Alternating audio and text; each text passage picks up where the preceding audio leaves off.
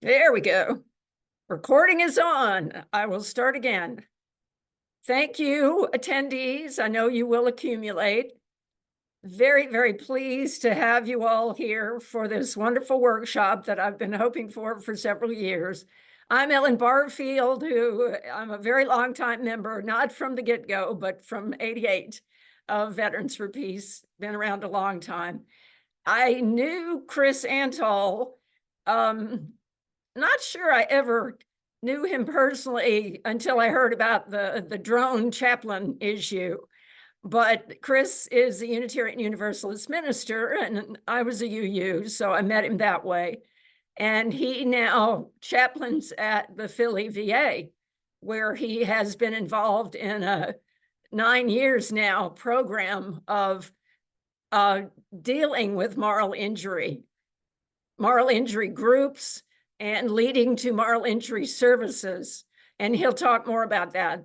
And through Chris and one of those events at the Philly VA, I met Dr. Joe Winnicke-Leiden, who is an academic and researcher who has done a whole lot of research on moral injury.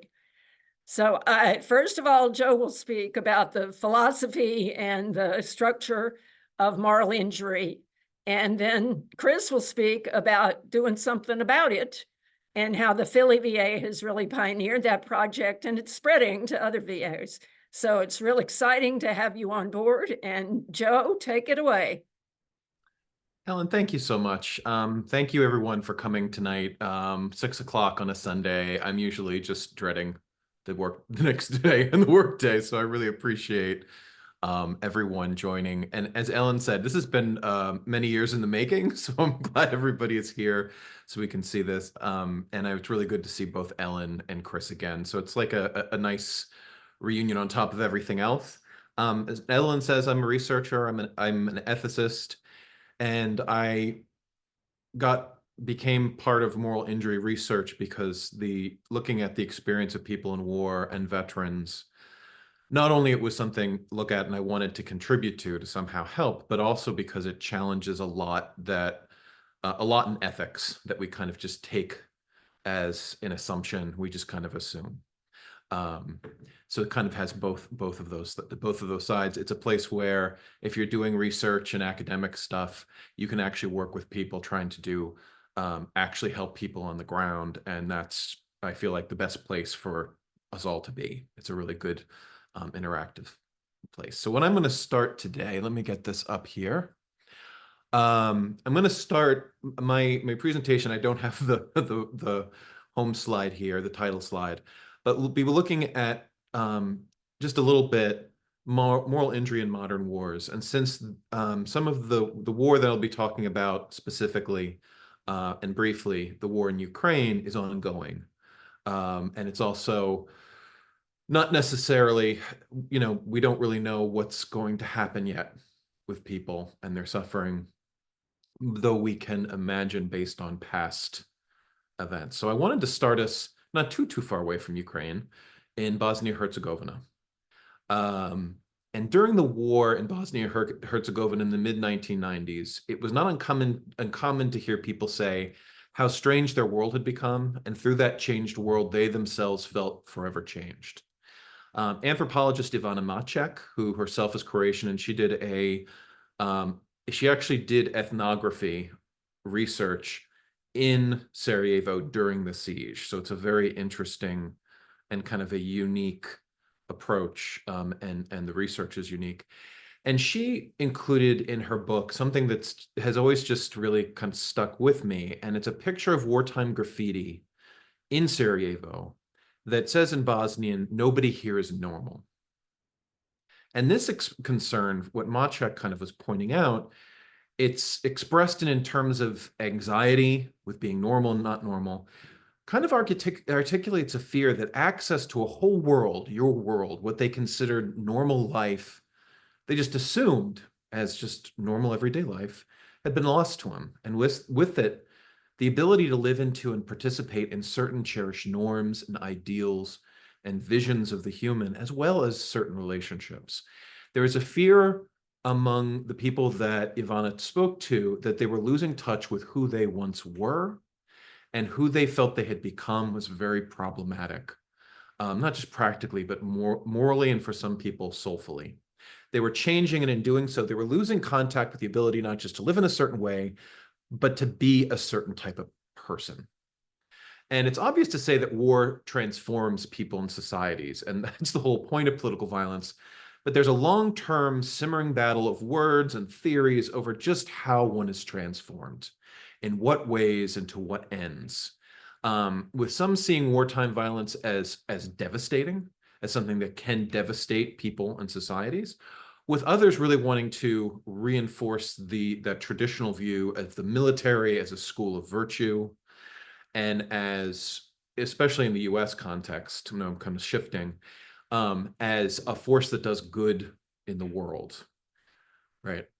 So what I want to do is, we'll see some things that problematize this. So part of that whole discourse, that whole discussion, out of that came the concept of moral injury. Oh, there we go. And it's been used to describe the experience primarily of soldiers and veterans, and primarily US soldiers and veterans, though that has been changing a bit. For example, in the Netherlands, there's a lot of research being done on this, especially because the Dutch battalion called Dutch Bot was sent into Bosnia, and they got wrapped up in the Srebrenica massacre. So there's a lot there as well. And so it's the experience of soldiers and veterans, as I was saying, who've done, witnessed, or failed to stop disturbing acts in a war zone. Because of this, they can feel, shame and guilt, though those words sometimes don't really capture the visceralness of this experience, and a lasting feeling that they can no longer strive to be good because of what they've seen or done. And then almost, for some people, goodness doesn't seem like it's possible in the world anymore, or even that, like, oh, it had all been a lie. The world is not a good place, right? So where am I left? And such understandings of moral injury have been seen as not accidents, but actually part of war and engaged political violence.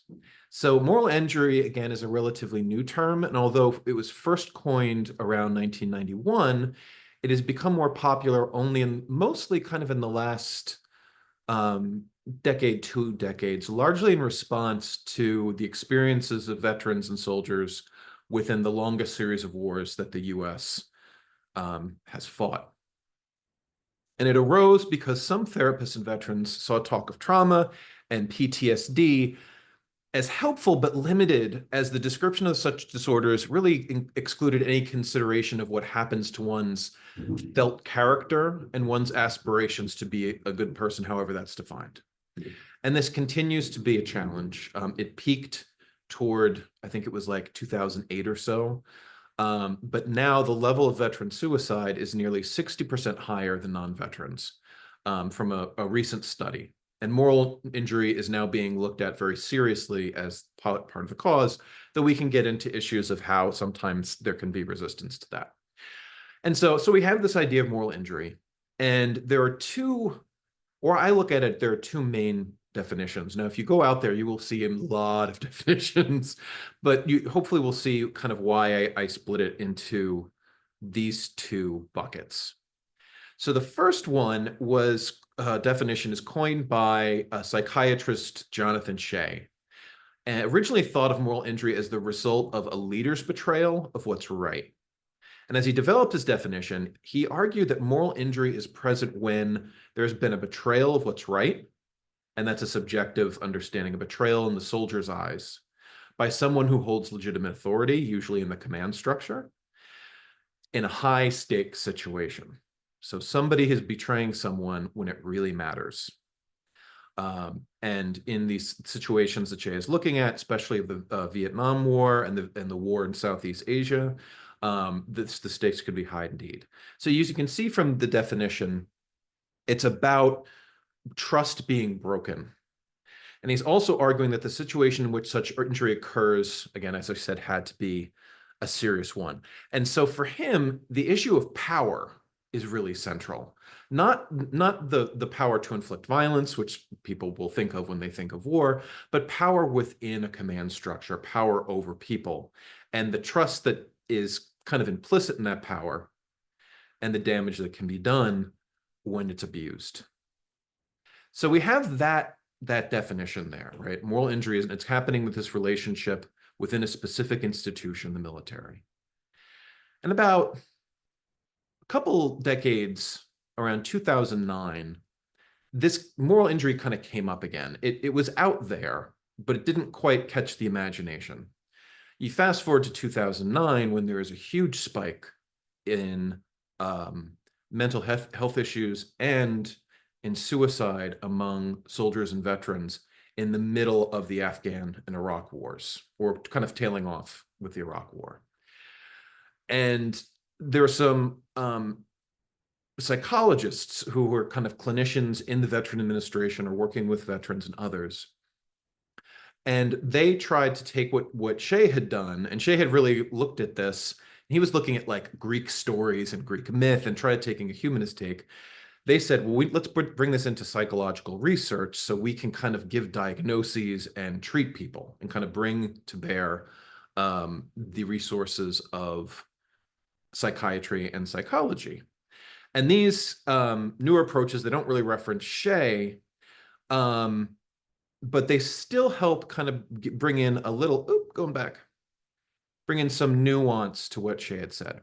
And so this new key definition that they say is it's a moral injury is caused by potentially moral injurious events. So we're kind of moving away from a person doing, it's an event, somewhat impersonal, such as perpetrating, failing to prevent, or bearing witness to acts that transgress deeply held moral beliefs and expectations that the soldier has that will be deleterious in a very, very widespread way. So we can kind of see in this, there's this shift away from the relationship to just an event. It happens. And then it's more kind of on the soldier, right? It's not that it's breaking some trust that's just a basic social trust to the institution of the military. It's the soldier's own morality that they are transgressing. Now, there's been a lot that's been written since this first definition, and people have kind of nuanced it and whatnot, but you do kind of see two trends as far as moral injury and how it relates to the actual political context and the political agendas and the political nature of just being in an institution on one side, and another that kind of shifts away from that. And we can talk about that and why it's not, it's not something that people are, they're not trying to be evil, but there are institutional realities that kind of impact that as well. So as I was saying, Shea's definition has more of a kind of more of a political edge. And this is one of the reasons why I started the discussion with the Bosnian War. Nobody here is normal. And starting not with veterans and soldiers, but actually shifting it kind of away from that even more to look at residents in a city under siege, and how to kind of shift our focus from kind of the individual soldier or veteran, which clinical practices focuses on, which is important, to broaden that and to kind of start looking at it as moral injury can reflect a lot of the experiences and also kind of describe the relationships that evolve in the context of war or political violence. Now this may sound odd because moral injury, when I first learned about it, was described as a perpetrator's injury, right? Or an injury that can arise when one uses force on another. And things are rarely so straightforward and simple, though, to say that there's a perpetrator and a victim. Sometimes that can happen, but in the complexities of war, things can get very morally scrambled very quickly. Non-combatants, if we can use that term, can feel that they had to do things or admit doing things for their survival and for the survival of those they love. So caught between the need to live into certain images of what it is to be a good person, to help others, not take advantage of them, not to steal. And then on the other hand, the need to adapt to new realities where stealing, for example, might be a matter of life and death. The tension between these two needs, these two pulls, can almost feel like it snaps, leaving one feeling like the world is not a place where goodness can happen anymore. So what connects soldiers and civilians and others in this kind of first-person experience with what moral injury is trying to capture are really the felt consequences of militarized foreign policy, right? The way militarized foreign policy is not just a sheet of paper, it's what's done to people. And it transforms people, and often in ways that are not intended or thought through or without any forethought. So although you can say that political and military leaders may feel that they have dirtied their hands by acting against their morality to do what needs to be done, it's actually those on the ground that actually carry out and experience what those carried out policies feel like, that experiences the consequences, the results of that policy in one's country, one's town, one's home. And for soldiers who are fighting abroad or serving abroad, this is something that they participate in. So, sorry, I'm in a little trouble with my computer here. All right. And this is why the framing of moral injury as an individual's injury is dangerously incomplete as it stands. Moral injury does not occur in a vacuum. It arises through kind of local everyday life that is transformed through militarized foreign policy. Think of a military siege and how that transforms life within a city, just to give you an extreme example. And so it kind of creates a new everyday life where one's home is sometimes not even recognizable. And this is important for two reasons. First, for those receiving therapeutic care for moral injury, so mostly the veterans that are part of this discussion, if the treatments don't look at moral injuries as social, as participating in relationships, and in environments that were kind of temporary environments of violence that one is thrown into and then thrown out, and as something shared within these temporary worlds and environments that this policy creates, definitions of moral injury will most likely be inadequate to the task of articulating and accounting for harms of a moral nature. They'll be incomplete. And any diagnoses and remedies based on such an inadequate understanding may be less likely to be effective therapeutically. This is important, especially for soldiers, veterans, and those in frontline contexts where triage is employed. And we saw this with medical professionals during COVID-19 pandemic, where moral injury was extended to them. So we have that kind of danger, if you will. And the second danger of not really taking into account the sociality, the relationship at the heart of moral injury and these kind of wounds is when we think about moral injury as something that plagues the conscience of an individual, we overlook the ways in which moral injury, when inflicted by a militarized policy on a population, can, in large enough groups, change the character of that society, as well as the ability of such societies to mend after war. So far from an individual thing, I think what moral injury is starting to open up for us is how these environments we create through war, through militarized foreign policy, through political violence, they change individuals, but they change whole societies, so that when we talk about healing and moving forward, that can be very, very difficult, because we're now talking about kind of a bit of a different community, a different society. They're different from what has happened, from what they were at the beginning of the war. And so if large parts of the population can no longer imagine living with other groups in the same space because of the harm, the acrimony that remains, this will have a profound impact on efforts at post-conflict peace, transitional justice, and peace building. And if people no longer feel that the world can be a place where good people can thrive and even rebuild their lives together and reconcile, this can really damper someone's ability to live into a new future or work toward new futures. So we can see this in a quote from the Bosnian War, and we can also see this too if you think about Ukraine right now, and I'm going to get to Ukraine in a moment. The Russians that are there and the Ukrainians, there can be now a great deal of acrimony where it might be very, very difficult for either side to extend the ability to live together again. decades after, and one of the good reasons of bringing the Bosnian War is decades after this war has ended, they're still having problems with this. There's still great segregation. And so one survivor of the Bosnian war, Zlatko Dzdorevic, he said that, the worst of it is that we learned to hate. We learned to be suspicious, to not trust.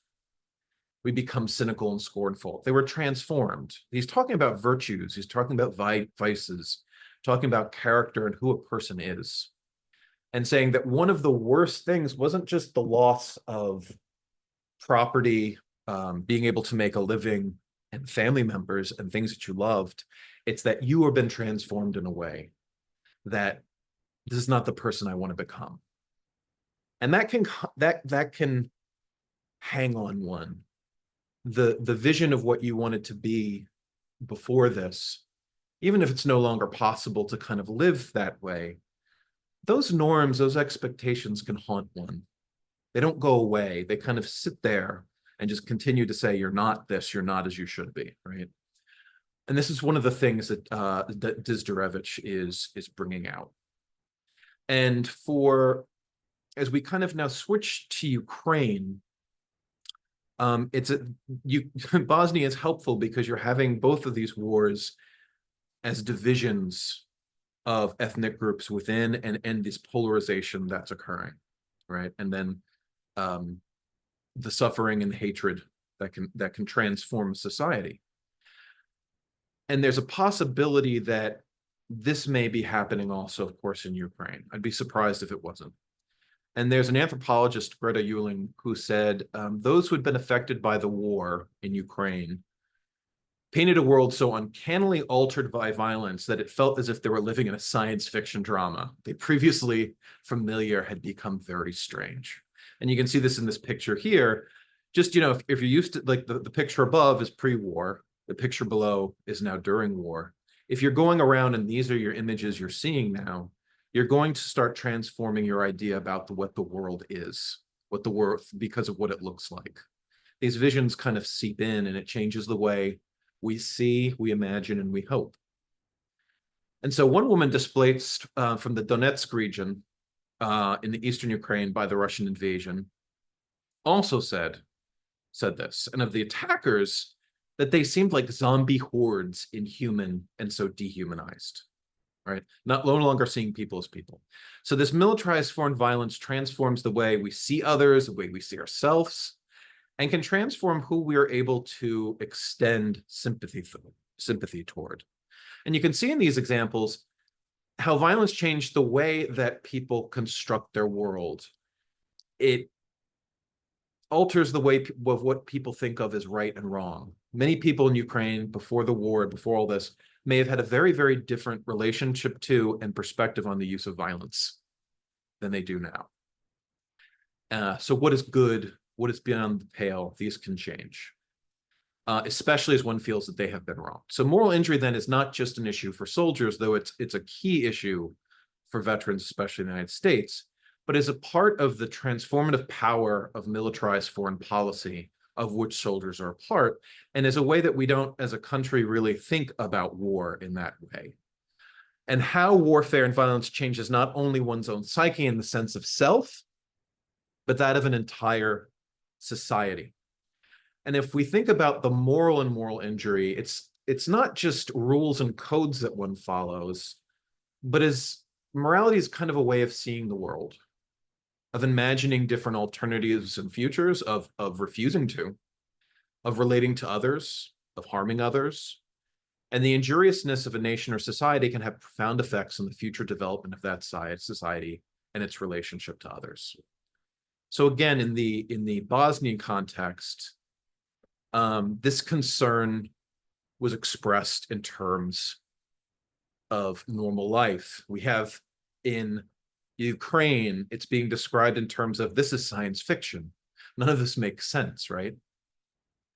So many of the wars we see from Ukraine to Israel, from Sudan to Congo that are going on right now are not just over territory, but are battles over whom can be included and accepted in one's larger society, the larger body politic.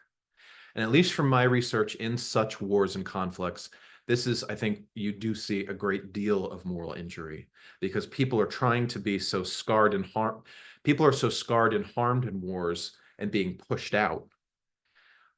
They're literally being kind of metaphorically, symbolically, literally, and emotionally pushed out of the country in the body politic or taken over. And this is very apparent in Ukraine, for example, where the Russian president, the dictator Vladimir Putin, has simply denied the existence of Ukraine as a separate people, right? That in itself is a form of violence, especially if you can back it up with tanks and weapons. And claiming that they've always been Russian, they're the little Russians, a very disparaging way that some Russians speak of Ukrainians. And so it's a war fought on many premises, but a clear one is to deny a whole country their identity and any control they might have over their futures and their fates. So this war is going to undermine hope. It's going to undermine the violence that comes in, undermines one's ability to imagine different futures, imagine different people that they can live with.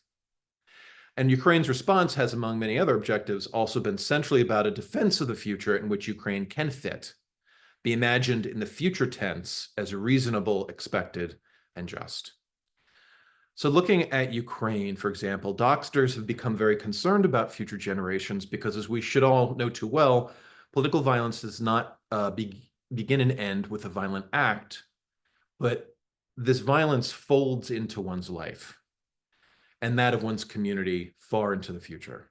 What's happening in the present becomes a constituent of the future.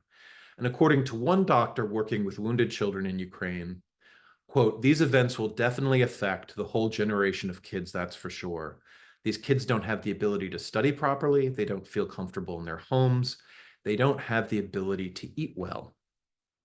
And this is something that this comment was something that reminded me of research in Afghanistan, where during the Soviet Union invasion, there were so many mines used. There was so much ordnance that so much of the population had prosthetics because they were missing limbs. And you could go around Afghanistan, you could see who an old mujahideen was because they were just physically altered. And these images and talking about the children who can't study, who are afraid of looking in other contexts in Ukraine as well, going outside. If no one longer feels safe in one's home, it's really hard to feel safe anywhere. And that feeling of being safe and secure so that you can heal or can move forward can be taken away and very hard to get back. And this lack of safety is everywhere to be seen in the destroyed buildings, the scarred bodies. And all of this creates a situation in which I argue that moral injury is a context for anyone who's in this temporary war zone, this temporary theater. So moral injury then is central to war, but also to understanding how our communities transform over time. And that we've only recently named it moral injury not only helps us understand an important dimension of human experience in times of high stakes crises, it also helps us see the dynamics of war as one that is deeply, deeply moral, deeply, deeply political, shows us kind of what political agendas can look like on the body and in the soul, and then involves a battle over who counts and who does not. And I just want to end here with, as kind of also a segue over to Chris, a quote from Judith Butler, who's written a lot on war, kind of saying that, one thing that moral injury can do, it can stop one from feeling that they can grieve. And I know too, the United States, we've experienced a lot of this, and even in COVID, we lost 1 million people and haven't been able to grieve. And she kind of calls out that grievability is a presupposition for the life that matters. That being able to grieve is not just deeply human, but it's also a way to signal what we value, kind of reaffirm what we value, and maybe kind of transform the vectors into the future that violence has laid out for us. So I just kind of want to leave it there. And thank you all for listening. I greatly appreciate it.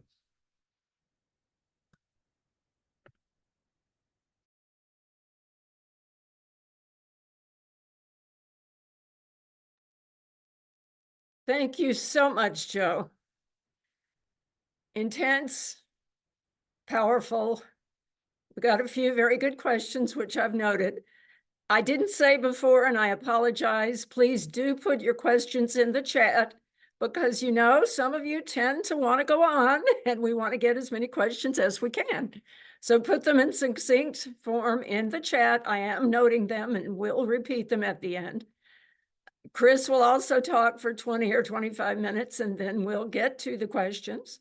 Thank you so much, and we'll roll it over to Chris. Hi, everyone.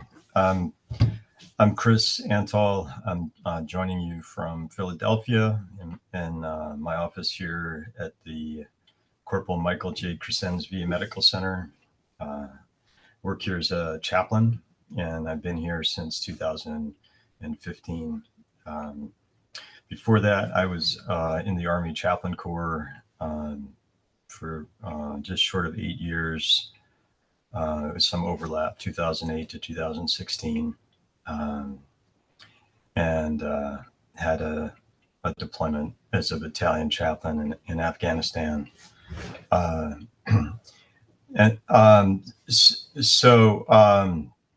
My work with moral injury comes out of my direct experience with working with service members while I was a chaplain, and now over the past 9 years in the Department of Veterans Affairs. I really have a great deal of respect for Joe Winnekalainen, and I'm not a PhD. I have a doctorate in ministry, and I'm consider myself more of a practitioner, but I'm a reflective practitioner, and I have written and published about our work here in Philadelphia, and that's what I'd like to focus my presentation on, is what we're doing with veterans at our medical center around moral injury here in Philadelphia. Just a quick story about Joe. When we were just getting things going here in Philadelphia with the moral injury program, I came across a paper that Joe wrote in the Journal of Political Theology, and the title is something like something about moral injury as an inherent political critique. Did I get that right, Joe? I think so. Yeah. And the prophetic possibilities of a new term. And you talked about the prophetic possibility of moral injury.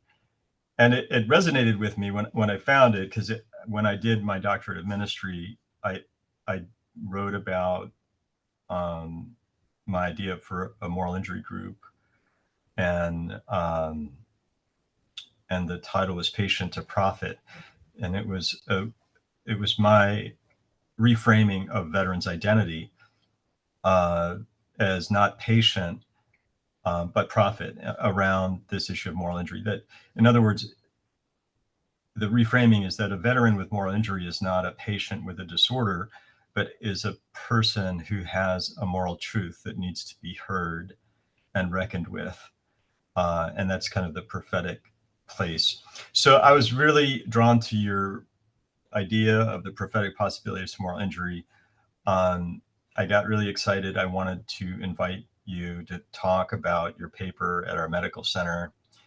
And then some colleagues started to bring up the Hatch Act. I'm like, the Hatch Act? They were like, well, it's in the Journal of Political Theology, and he's talking about political critique. And, we're government employees here in the VA, and, could this cross a line? So I was relatively new to the VA, but having been in the Army and having had some challenges, to say the least, while I was in Afghanistan around things I said in a sermon, that eventually led me be thrown out of Afghanistan with a reprimand from a general for politically inflammatory speech. I was a little bit concerned about bringing you here to talk about moral injury as inherent political critique. So I wanted to make sure I had some top cover. So I actually wrote to the Office of Special Counsel and sent them your paper. I don't know if I ever told you this, but I sent them your paper and I said, look, you know, I want to bring this guy here to our medical center and we want to talk about moral injury as inherent political critique. And can I do that and like still keep my job as a guy?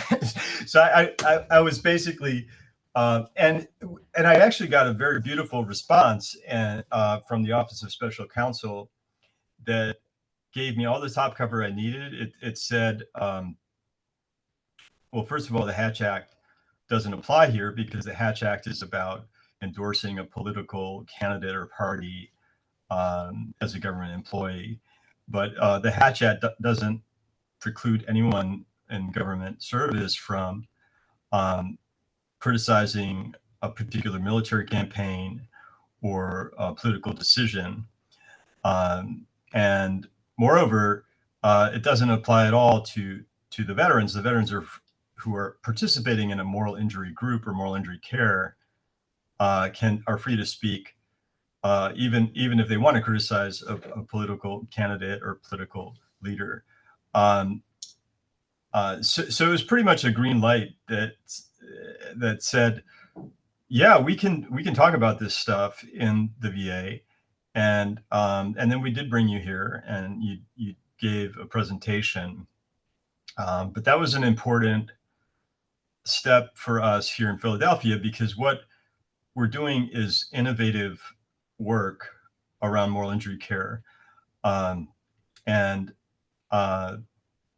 it's in some ways risky. Actually, in many ways, it's risky.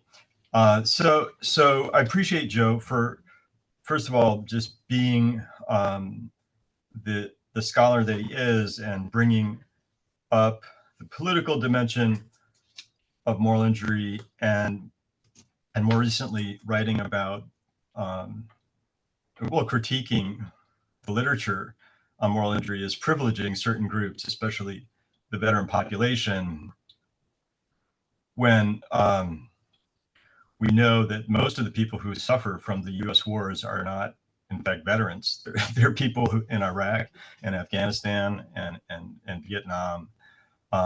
They're the innocent people who have no voice and are on the margins. So you've also drawn some attention to that a lot of the literature in moral injury is privileging certain groups, especially veterans, and part of it's the money in terms of where who has the jobs and where the money goes. But it's an important perspective and an important critique. Both of the people you mentioned, Joe, Jonathan Shea and Brett Litz, are VA employees. I mean, Shea was a psychiatrist in the Boston VA outpatient clinic for like decades. And Brett Litz is still employed by VA. He's a psychologist. So I just say that just to acknowledge that the VA has produced the lion's share, at least in the early stages of the literature around moral injury.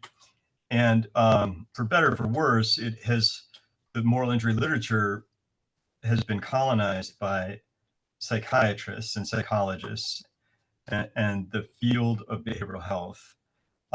More recently, that the literature is expanding and people like Joe are bringing in important perspectives as well as critiques. But I am not a psychiatrist. I'm not a psychologist. I'm a chaplain, and I don't diagnose. I don't treat in the medical center. So I'm bringing that perspective into moral injury care and also into the literature in terms of the papers we published. As Joe mentioned, there are all kinds of definitions of what is moral injury, and there's no gold standard. There's no consensus. I work in healthcare in the Department of Veterans Affairs, and I will tell you that in healthcare, there is no diagnosis of moral injury. That's not the word to use when we talk about moral injury. It is not a diagnosis.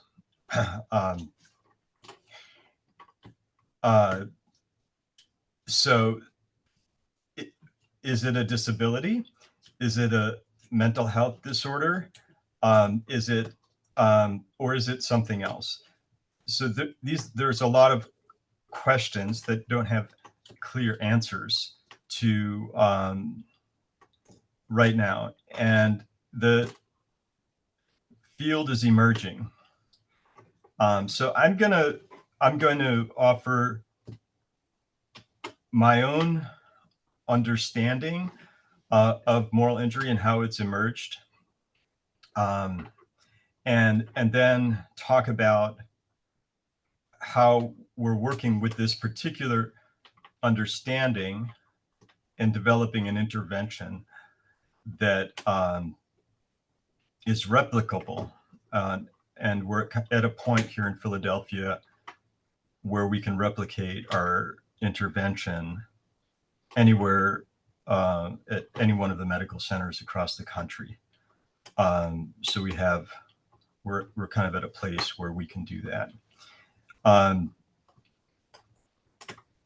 So I'm going to show a couple of slides. I want to begin thinking about moral health. And what does it mean to be morally healthy?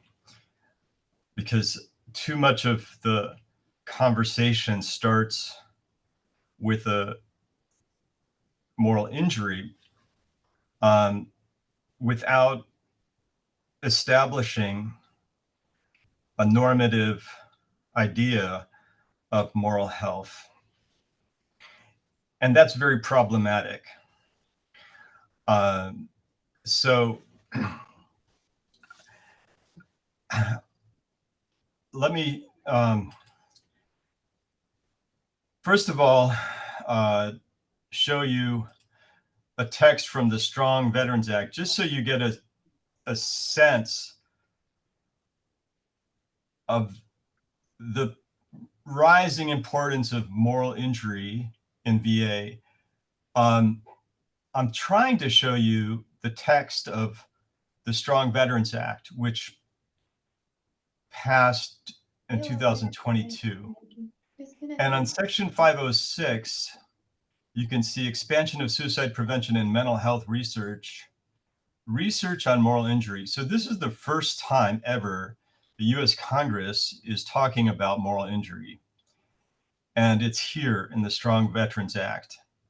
And not only are they talking about it, they're saying the VA needs to conduct research on suicide and see how moral injury relates to the mental health needs of veterans. And then there's an authorization of money, $10 million.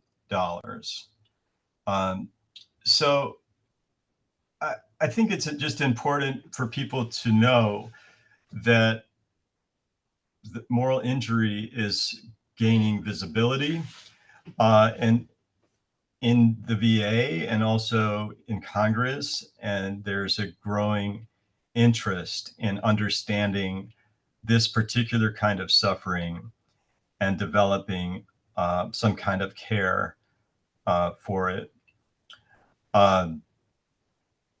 In VA, you can find the National Center for PTSD has a page on moral injury. You can also find another silo at the VA MIREC of Integrative Mental Health, which is based at Duke. And that is an initiative to promote collaborative moral injury care between behavioral health and chaplain service. And if you go to that MIREC website, you can see there's sites across the country where collaborations between chaplains and mainly psychologists are underway in developing innovative moral injury care programs. So I'm connected to that program. Our site is listed. Our protocol in Philadelphia is published by Integrative Mental Health. And we're working with the VA MIREC Integrative Mental Health to disseminate our protocol across VA. So that's just, I just want to let people know that about the visibility of things.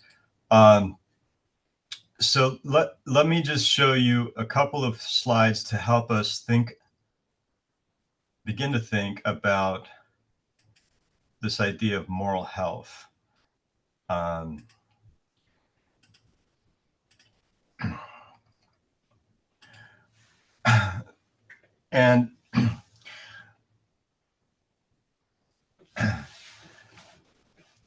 this is an important question, and we can come back to this, about responsibility. Who can be held responsible and liable for the intentional harm of war?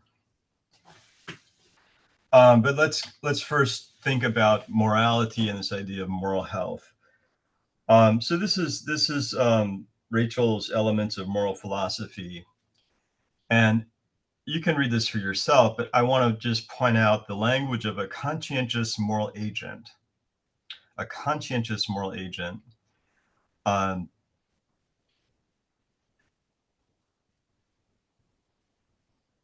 hold that as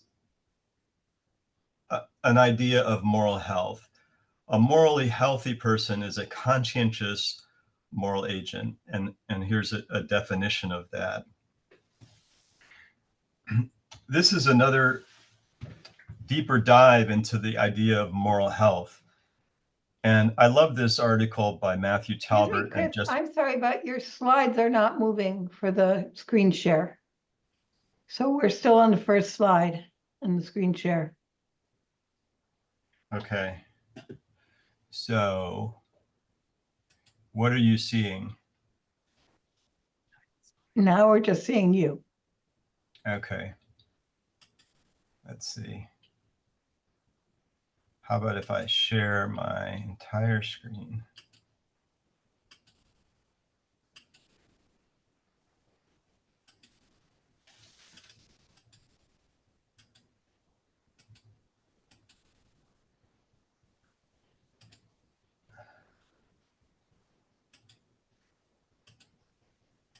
Okay, let me try it this way.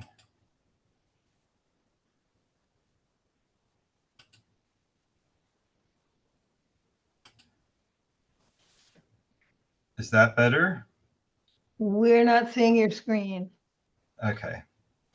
So I'm going to not do this with the slides then.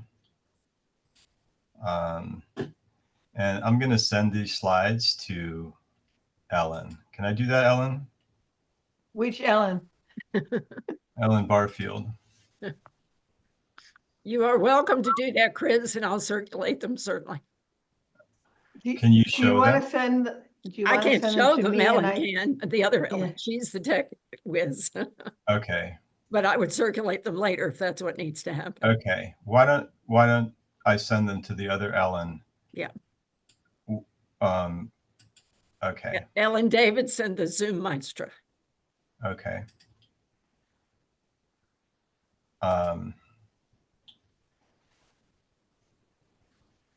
Okay, so you know what? I'm not going to just struggle with slides right now. So I'm just going to talk to people. But I can share these slides with you later. Yeah. So the idea of moral health. So you can see me now, right? Just me. Is that right? yes, just you. Okay. Okay. So so if we think about moral injury, injury is a kind of impairment. If you think about a physical injury, people are physically injured when something isn't functioning. So to think about moral health, we can think about in terms of moral functioning. What does it mean to be a morally functioning person? Well, one element of morality is morality is about relationships. So we can think of moral health, and this is coming from Matthew Talbert and Jessica Wolfendale, who published an article called Moral Injury, Moral Suffering, and Moral Health. We can think about moral health as the ability to participate in moral community. We're not morally healthy in isolation. We experience and cultivate moral health in moral community. The theologian Paul Tillich put it this way. He said, the moral aim is to be a person in a community of people. And it sounds simple, but it involves wrestling with what does it mean to be a person? And then what does it mean to be a person in community with other people? And that's kind of where we're going with moral health. So Talbert and Wolfendale talk about moral health referring to the capacities, traits, and social conditions that make it possible for us to act as moral agents and also to be regarded by others as such. And that includes relationship. They call it co-reactive exchange. In those relationships, in a moral community, in moral relationships, we make moral demands. We can be held to moral demands by others. We can be recognized by others as having the standing to make moral demands. And to participate in this kind of moral community, we need certain capacities as an agent, a moral agent, such as the capacity to understand, reflect, act on moral reasons.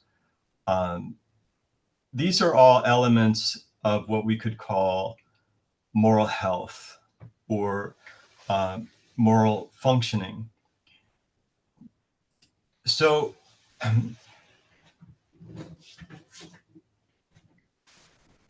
the critique of Shea and of Litz that Wolfendale and Talbert offer is a sound critique.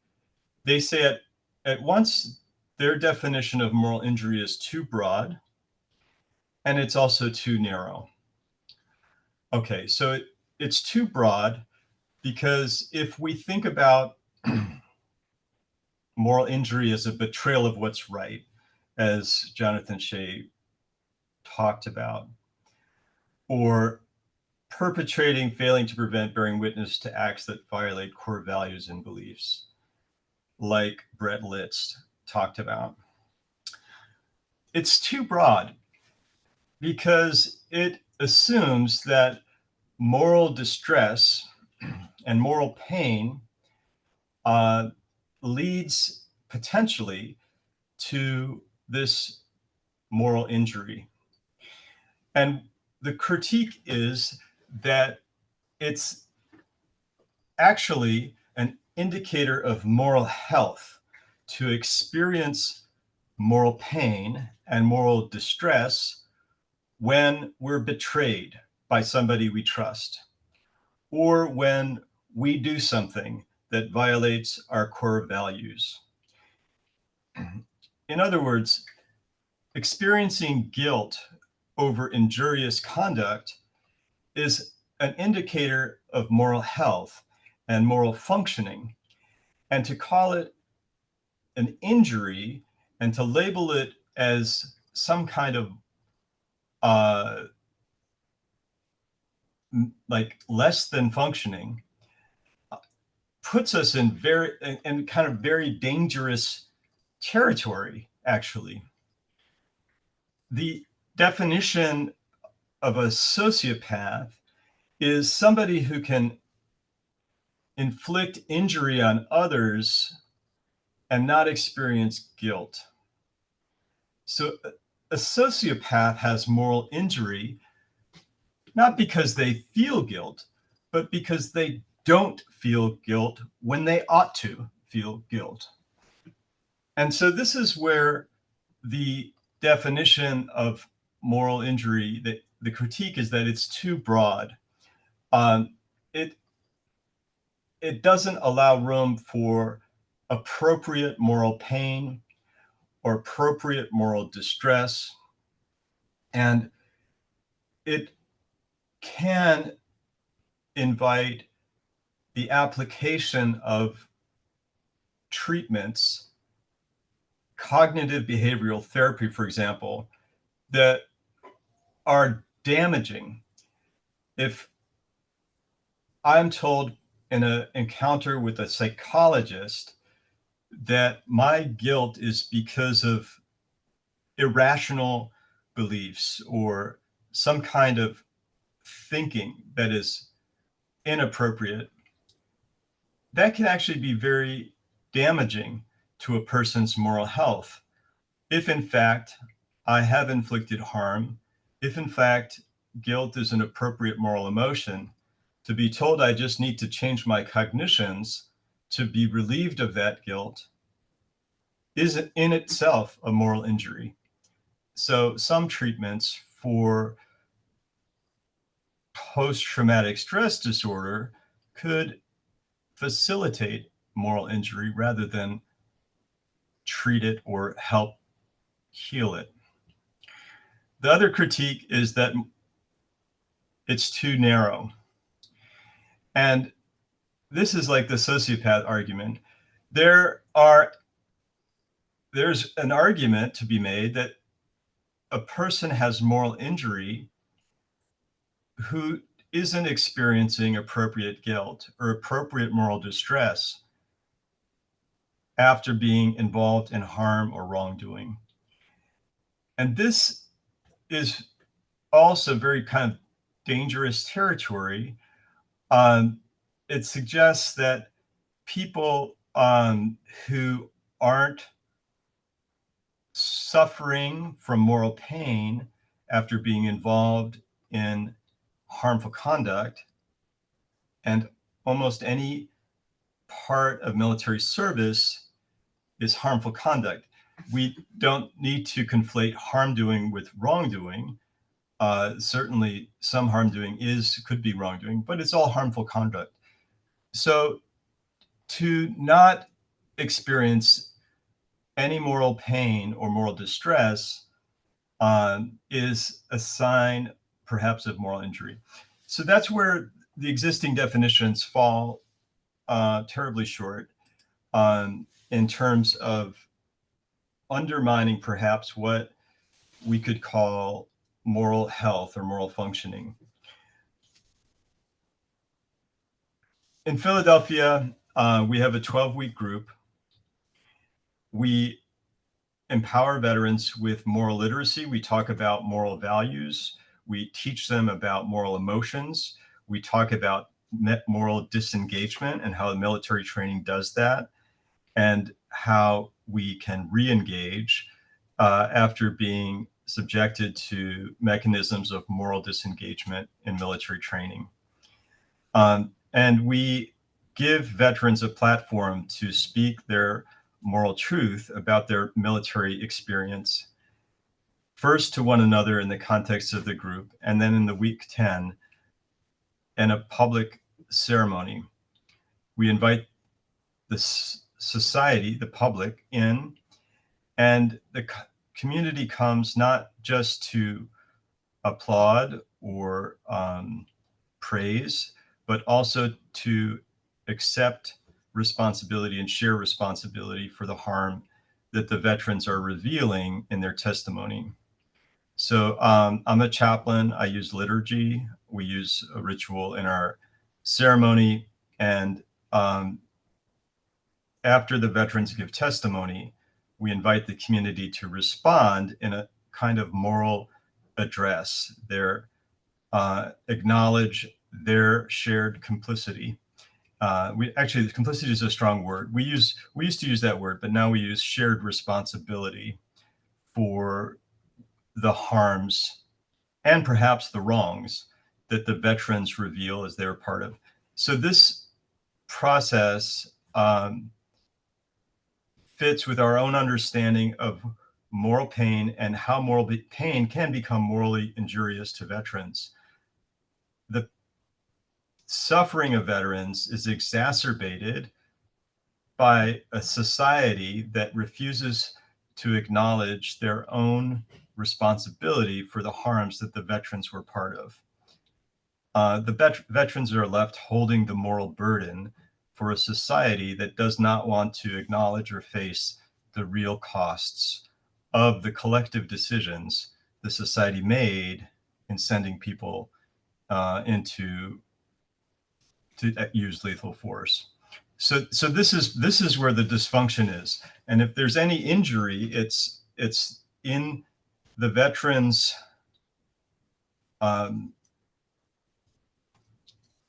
unfair moral burden.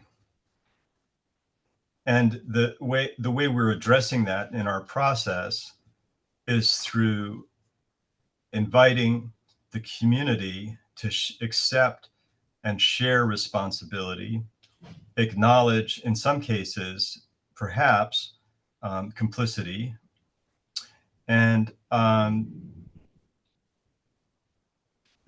so that's what happens in our ceremony. We've published some papers. We have some good outcomes. We use 5 measures, pre and post group. We've done 15 groups, and we have all the measures are moving in the right direction in terms of measuring veterans' functioning, their mental, their social, emotional functioning. So we have enough data about our intervention to make a case for it to be replicated.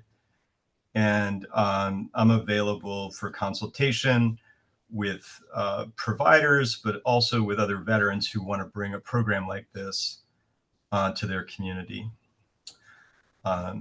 Sorry about the slides, but I'm not really a tech person, and I don't like the slides anyway. I'd rather look at people and not my slides. And I can at least see a few people when I do it this way.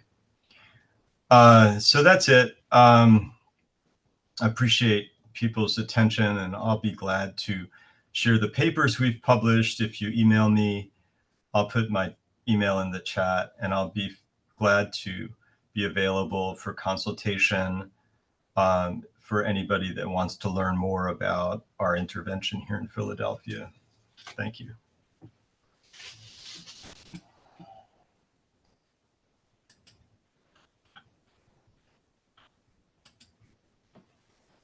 Ready for me, Ellen? Yes. Thank you. Thank you, Joe and Chris, very much.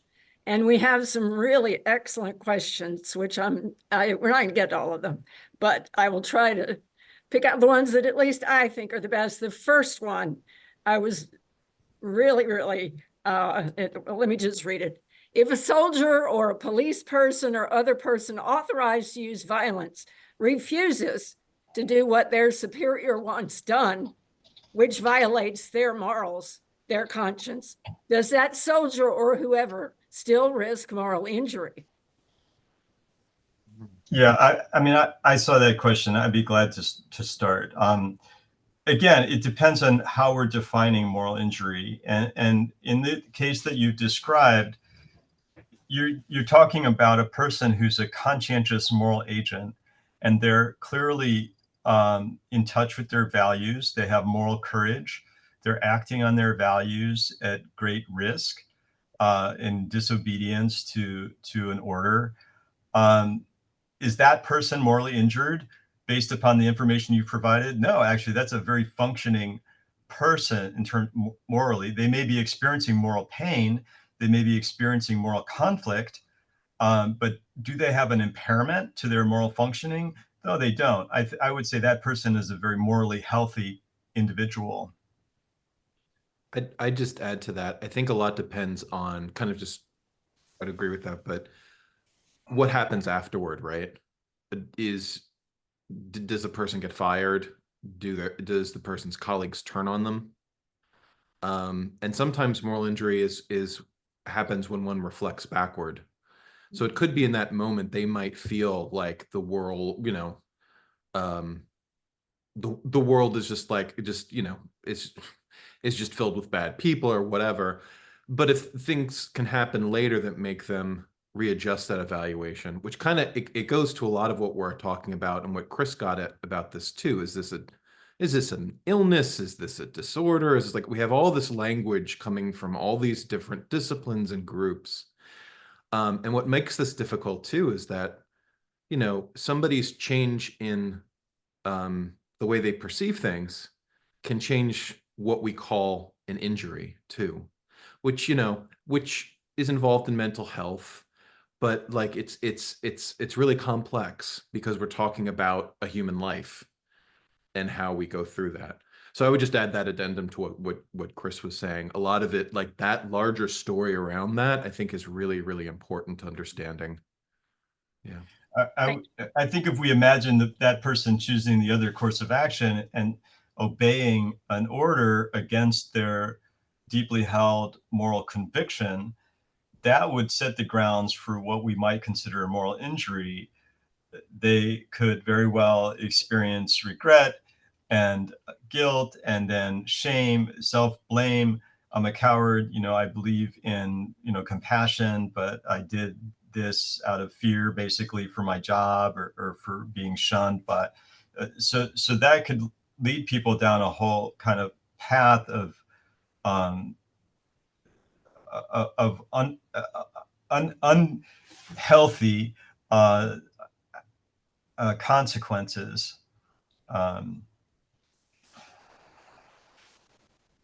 Thank you, both of you. Really excellent philosophical examinations. The next question is really about definition and broadening of the understanding that war does terrible things to at least soldiers, to their consciences, their mental health.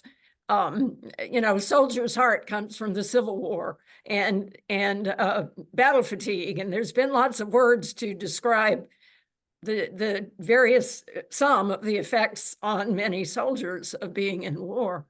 And I will read the question in a second, but I did want to say, which I skipped last time I spoke, is that I privately texted or chatted to someone who's in New Jersey about the upcoming next service at the Philadelphia VA, which I will be attending, and he's geographically close enough he could attend too. Chris and others at the Philly VA, as he mentioned, have these wonderful liturgies periodically, and it's really powerful to be one of the attendees and to take that responsibility, to recognize that the whole nation makes war. Some do it physically. Everybody does it by letting it happen, by not objecting, by paying their taxes. Some people object to or don't pay taxes. Good for them. That's another conscientious objection, but it is a whole nation, not just the soldiers who make war. And that's very powerfully brought home to the attendees at the services at the Philly VA. And it's not a big space, so I hope I'm not going to overwhelm it. But if you can attend one of those, it's really powerful. Now, the next question gets right to definitions. Is PTSD different from moral injury, or is moral injury a broader concept that includes PTSD? Yeah, I mean, I can just, I mean, the reason why moral injury emerged in VA healthcare from people like Shea and Litz. I mean, Shea was dealing with Vietnam veterans with post-traumatic stress disorder. That was his thing, and he realized that this diagnosis, PTSD, as it became a diagnosis, is missing something. It's not capturing the full extent of the suffering that veterans were bringing to him in his clinic. And I mean, Joe mentioned the pain of a perpetrator. The PTSD is about overwhelming life threat. And it certainly happens in the context of military service that people can experience overwhelming threat to their lives. It does not capture when you are the one threatening other people's lives and you are inflicting trauma on other people. What does that do for the person inflicting that trauma? And that's where moral injury is trying to name the pain of a perpetrator, and they're separate constructs, and but the symptoms can emerge as similar. That somebody with PTSD can be experiencing depression, and they can get involved in substance abuse, similar with moral injury. Can it lead to suicide? Jonathan Shea has published and said he thinks it's moral injury, not PTSD, that is driving veterans to suicide. But there's suicidality that can come from both. So.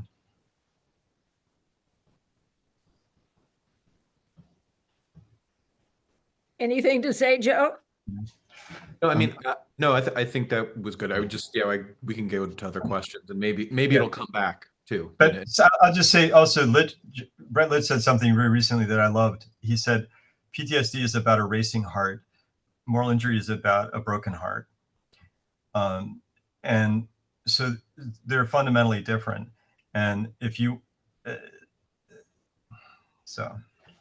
Yeah, I'll just add to that because I appreciate that. We also get caught with what's a clinical definition. You know, PTSD is a clinical definition. It might be that like trauma is a better thing to talk about with moral injury than maybe PTSD. Maybe not. I think it depends on there's people have pointed this out with the DSM, with insurance, with what can happen. These are very important things. And I think, the approach that a lot of psychologists in the VA have taken are a bit different than, say, somebody like me who's outside of that, right? I can do things say things that they can't, and vice versa. So yeah, there's a lot of discussion. I mean, I tend to like to see the distinction between PTSD and moral injury, as Chris said. There are people that argue like, no, PTSD can cover all that. To me, it's kind of, we need an expansion of vocabulary, not just clinically, but also just in our daily lives, because we don't really have vocabularies of devastation. We're not raised with them, right? Some people are, who are in certain situations, but a lot of people for whom this is curious or interesting, they weren't. And so I think that, moral injury, this gets to Chris saying like a lot of people are saying moral injury isn't a diagnosis, but it is describing and it's getting at something. And I think people are going back and forth between like, since really clinical spaces have been so prominent, how do you work that through in those spaces? And like Chris and others are opening up other spaces so that maybe the different language can be used, and maybe we can kind of get through that. Sorry, that was a bit of a mumble and a jumble, but I think people are really getting to kind of some of the hearts of this matter.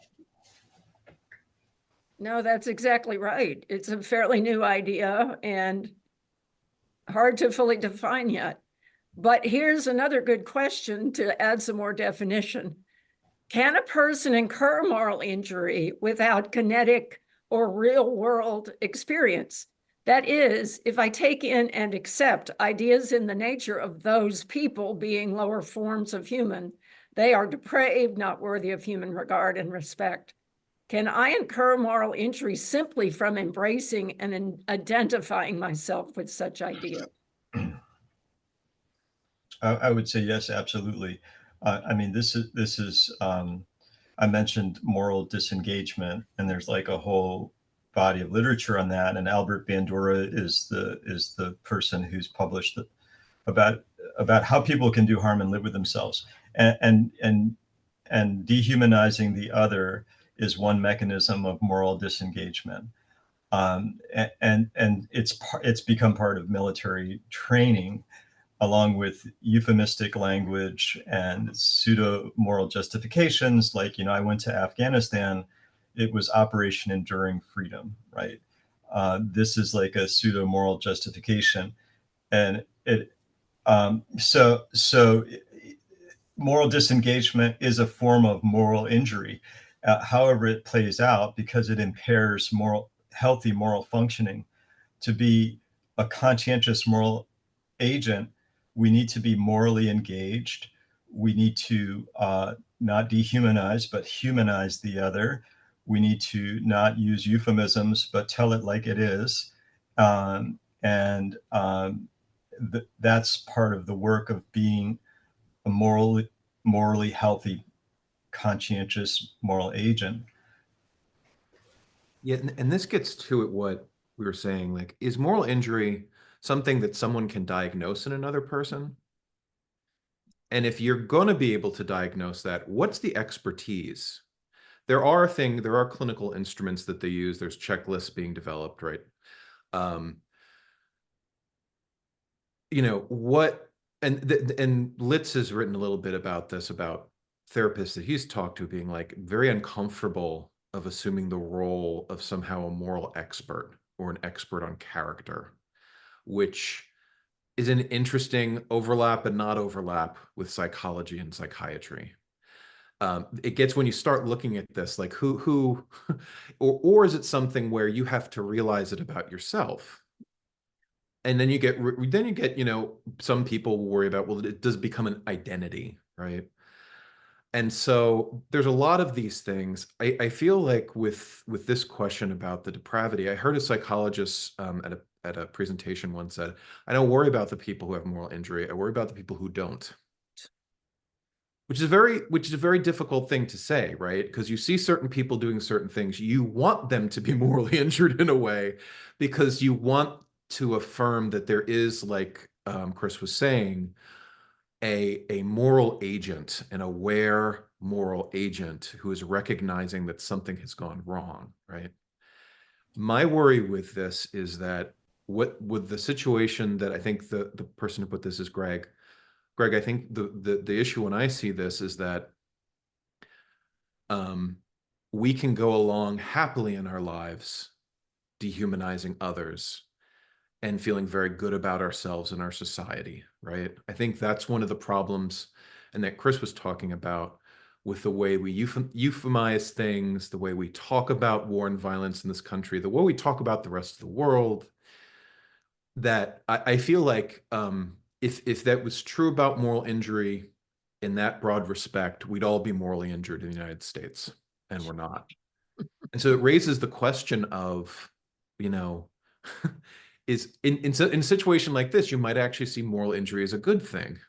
I think somebody else had a question below about, does this lead to post-traumatic growth? Almost you would hope that it was moral injurious and they could have that growth. Listening to Joe, I think this is where it becomes important to introduce other language like moral pain and moral distress as separate from this idea of moral injury. I was trying to make the case that, the person who doesn't feel guilt, the person who feels good calling other people dehumanizing language, that person is morally injured. I think that is a more sound model for the use of the term moral injury, but moral pain is not necessarily an indicator of moral injury.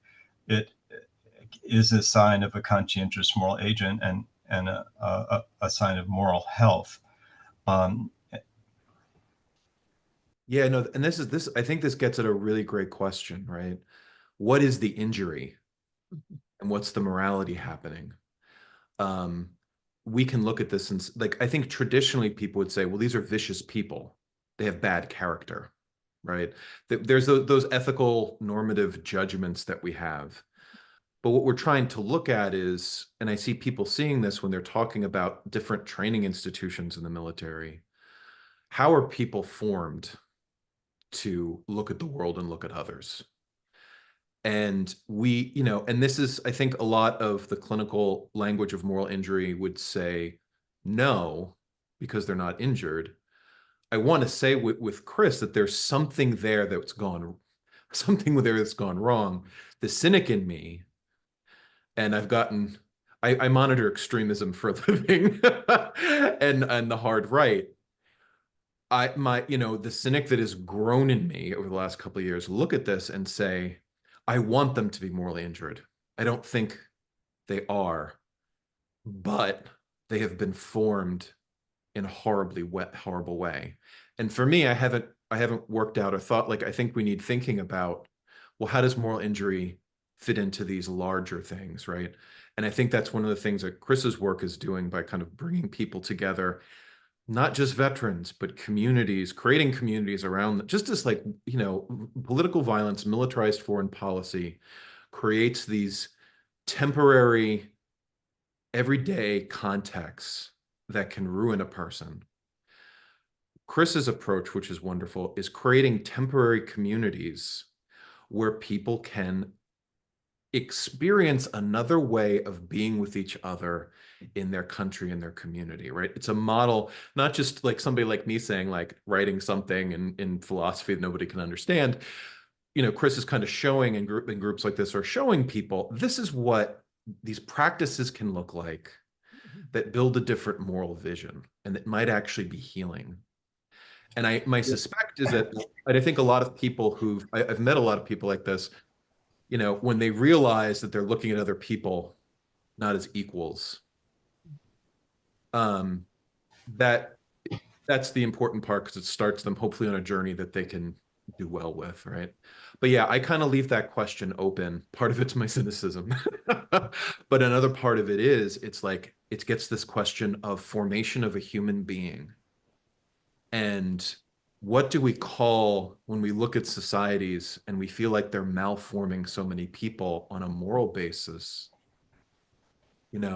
Sometimes I think moral injury is far too small of a term to talk about that. And it might, like Chris had said, and Ellen, I think you said, bringing in other vocabularies as well. We need a lot of resources for thinking through this. So sorry for my babbling. The next question is, and several people have mentioned it, and I think both of you, certainly Joe, you have, for insurance purposes, for recognitional purposes, for training of therapists and psychologists and psychiatrists purposes, is there any work about getting something about moral injury into the Diagnostic and Statistical Manual to make it more real, I guess, and insurable and all of that stuff?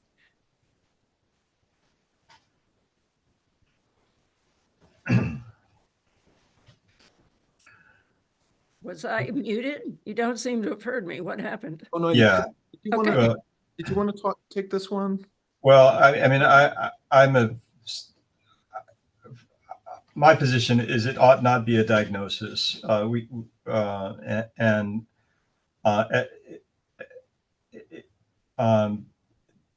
There's plenty of other disabilities that can manifest out of a moral injury that's not addressed. Adjustment disorder, depression, substance abuse. There's often post-traumatic stress diagnosis in most of the veterans I work with who come into our moral injury group. The danger, and I keep emphasizing the risk of pathologizing normal moral pain is too great.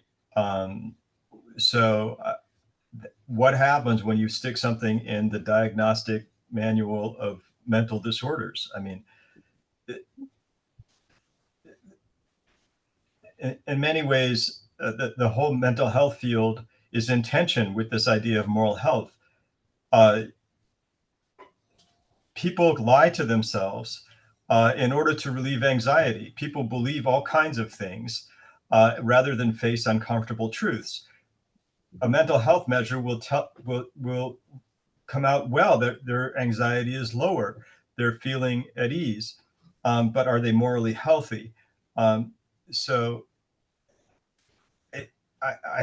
I don't want it to be to be pigeonholed into the DSM.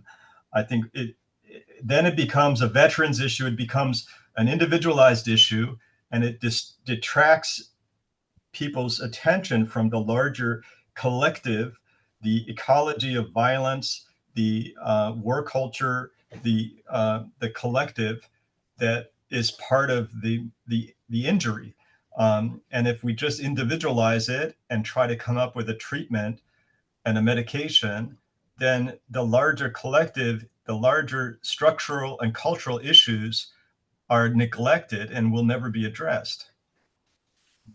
And Joe, before you speak, and I certainly want you to, I totally agree, Chris, and I sounded like I wanted it to be in the DSM. I don't, but what do you do with it? That's one way to acknowledge it, at least. And so, Joe, maybe you could address that. Please say that again. I didn't quite catch it. Just saying, I sort of sounded like I was urging that it be pathologized and put in the DSM, and I wasn't. Yeah, that's very questionable in many ways, but so recognizing it and acknowledging it and working on it, how do you do that? For the clinicians out there, I mean, we just published an article in the Current Treatment Options in Psychiatry where we make the case that clinicians need to be morally engaged and structurally and culturally competent to address moral injury in their clinical practice. And I'll send you the paper. You can find it. It was just published in the Current Treatment Options in Psychiatry. Excellent. Excellent. Yeah, I tend to come down on not having it in the DSM. Of course, I'm not a therapist or clinician, and I don't work in the VA. So it's very easy to say that. Chris, I think, earns that a bit more. But there've been a number of like medical doctors who have kind of said, like, we're not talking about a medical diagnosis. It just doesn't fit. Mm-hmm. And what Chris is pointing to, like, yeah, not just all these, you have to have a cultural competency. Because if somebody comes before you, you know, moral injury, these forms of suffering we're talking about are going to be, you know, we're enculturated, part of our cultures, and we're gonna think and respond out of that.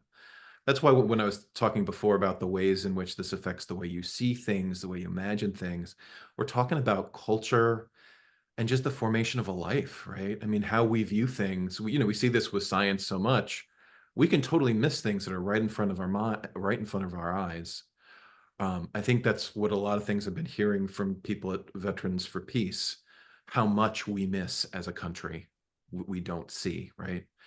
So I hope that there's a way where especially veterans can get the care that they need, especially in VAs, because those are the institutions we have, without just saying, oh, this problem, we'll deal with it, we'll put it in this category. Because, you know, you look at a university, you have all these disciplines, and most of them are talking about humans, because it's really hard to understand humans, very hard to predict us, right?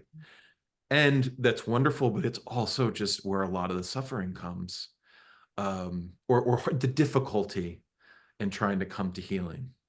So that's kind of my no answer to that. It's kind of my hope is like, you know, somebody's been raised in the humanities, hoping that the medicine itself can be humanistic. And there are people out there, it's called medical humanities. There are a lot of people who are working in this, trying to kind of, you know, bringing the rest of being human into necessary medicine. And somebody did say in here that they wish that they had seen more about veterans. And I usually do present on veterans. The problem with Ukraine is that a lot of the stuff coming out that I could see was more about children and whatnot. I have cases where, like, a veteran from Seattle, he came back, he felt great about what he did in Iraq. He felt great. 5 years later, I'm not a good person anymore. There's no meaning. Like, it's that, like, those 5 years, things happen. And I think there's a lot of that there too. And I think we'll see that you'll see it in Ukraine, you'll see it in Russia, you'll see it in Israel, Gaza, you'll see it in Sudan, you know, yeah. It's complicated. Yeah. And this is a complicated question, the next one, and we're running out of time, and there are lots of other messages. Ellen, does the chat get saved? I hope so. The chat does get saved, and also, as all workshops have been for this entire convention, you can spill over a little bit, but I do I know. need, at 20 of, I need to Right. go to the next thing. Right, so we've got 10 minutes and there's not time for 30 more questions along with more that are still in that I've already seen. But this is, the questioner is a retired psychologist and university teacher focused on lived culture and deep conflict. Could the speakers kindly talk about the collective unconscious, societal, and even civilizational deep harms that moral injuries cause? A very broad question, but yeah, it kind of gets back to what you've just been saying. It's big and complex. Well, I'm going to interpret that from Johan Galtung's Triangle of Violence. We talk about direct violence, structural and cultural violence, and often the cultural and structural violence is concealed. And my colleague, Kelly Denton Borhug, has written and published about, she calls this U.S. war culture.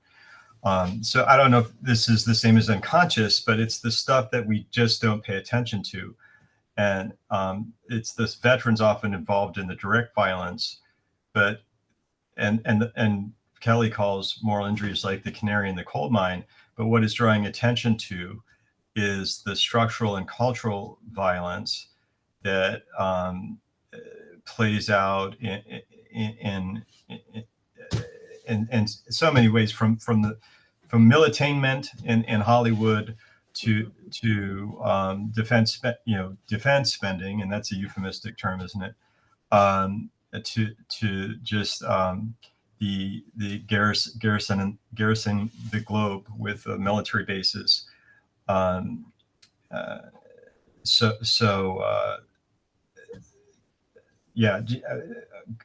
Revealing that which is concealed and addressing it is an important part of tending to moral injury in individual veterans. If we don't address the structural cultural dimensions, which is what Veterans for Peace is doing, then there's no treatment, and that's in a clinical hour that is going to help any veteran.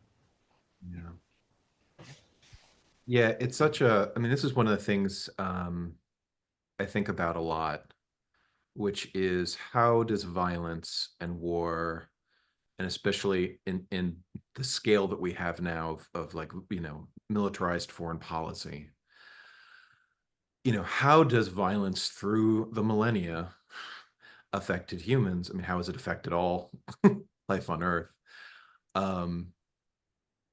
It's really difficult because I think it's just, like when we think about like war crimes and things like that, a lot of the practices of war crimes, not all of them, but some of them are taken from practices of everyday life, right? And used in war. So they're not always, but they're not always strange. They may seem strange, but they're not always strange.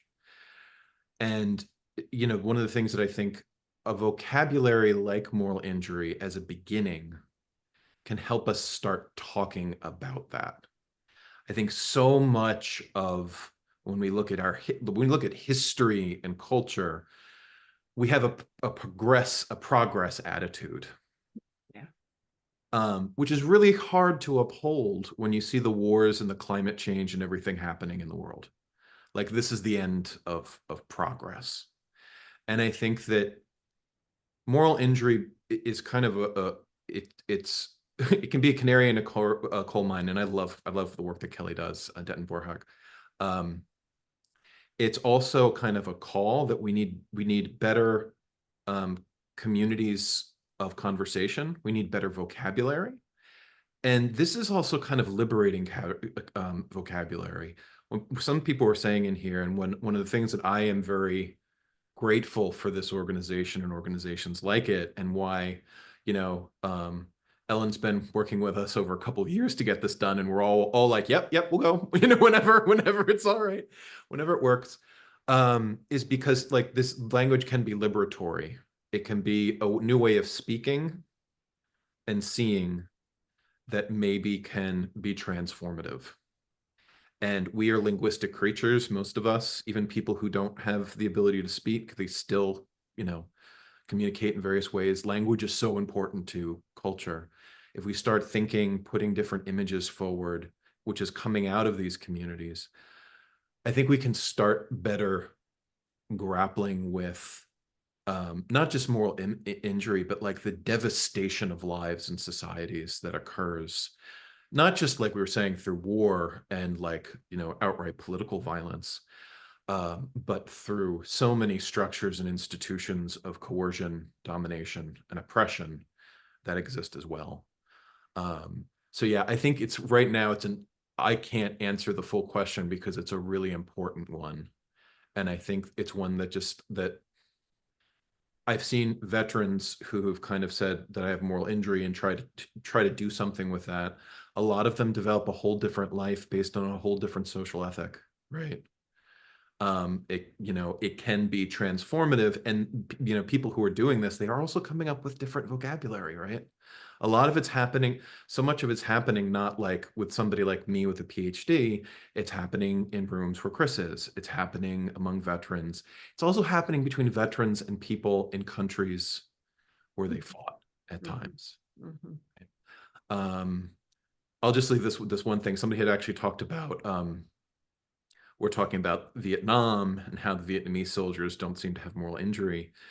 I'm talking about this creativity of peace. A lot of there's Ken, I think Huang is it, did ethnography in Vietnam and found that there were a lot of villages, the family temple, the family altar, where you kind of are have devotions to your past family members and whatnot, very central. They'll put out altars out in the woods in the jungle because they feel like there are restless spirits, both Vietnamese and American, and they want a place where they can settle and be at peace, which I think is a beautiful gesture, but it also just shows the creativity that happens on the ground in the grassroots with cultural resources available. And I think sometimes in this country, we have trouble seeing what those cultural resources are, which I think why it's so important where Chris's group and groups like this, where they're trying to kind of bring attention to that and kind of create those resources. Yeah, that's beautiful. Thank you, Joe. We are about out of time. I'm going to squeeze in one more. And I think both of you have put your emails in the chat. I'm sure people have more questions and comments. I know you did, Chris, and I think you did also, Joe, if you could be sure you have. A psychiatrist in the Army during Vietnam saw soldiers haunted by what they did. And a lot of them were from a very moral religious community, but they let themselves be pushed into atrocities. That's what war is, I would argue. And he goes on to ask at the bottom, didn't this moral injury actually begin with boot camp? And I personally would say, my God, yes. My soldier sister and soldier me were just recalling the song in basic training about the little bird on the windowsill. We lured it in and smashed its effing head. That's the kind of things you sing when you're marching and running in basic training. So yeah. So, yeah, I would just want to emphasize how important it is for veterans to hold themselves with compassion and recognize that all of us, we were part of a system that was in many ways morally exploitative. It was coercive. All you have to do is look at Stanley Milgram's experiment, and you can see how people will behave and obey authority, trusted authority. Everybody will do that. And so there's a whole psychology around military training and about military institutions and authority that enables people to inflict violence. So that needs to be held, and the context in which people acted or did not act needs to be remembered and held. So that's self-compassion. And I just want to emphasize how important that is. And it's, in a country that prizes democracy, the military is a very undemocratic institution. And there's a riddle there for all of us to think about, right? What this does, just having, we even know, like, I live in North Carolina, the renamed Camp Liberty. I know some veterans from there, and I work with them on kind of monitoring the right in the world. They will talk about, oh yeah, like around the base, just like how awful the city around the base is, right? So it's like, I think boot camp, but then also looking at these, military installations and the effect they have on society. We can also, it goes to some of the other questions people were saying, like, what is this doing to our future? Mhm. And is it stopping us from imagining different ways forward? Yeah, I think we are done. Thank you very much. This is such a deep and necessary continuing conversation. Thank you so much, VFP, for having this, and Chris and Joe for your wonderful work, and it goes forward. Thank you, thank you, thank you. And Yeah. don't forget to go to the Flotilla workshop in 20 minutes. Anne Wright is safely still in New York. So she Yay! will be at the workshop in the Wonderful. plenary. So I hope to see you all in about 20 minutes. I'm glad she's available. That's great. Bye-bye. Thank you all.